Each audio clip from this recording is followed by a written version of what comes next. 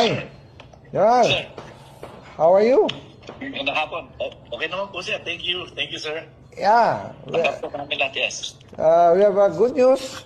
Kinuto ko sa iyo kanina. We just finished signing the bicameral conference with the senators and congressmen. Pasok yung sinabi ko sa iyo when we meet last week, no, sa Misibis. Opo, sir.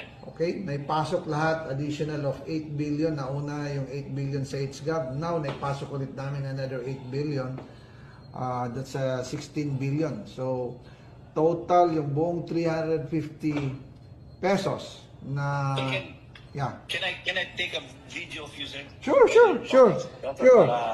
Yes, sir. I can show it to the staff, sir, as the personnel when I talk to them next on the 14th, on Saturday, sir. Thank you. No Yes, sir. problem. Maganda yan malaman ng mga staff na we are taking care as per instruction by our speaker, instruction by the president. Ano yan? Maganda yan na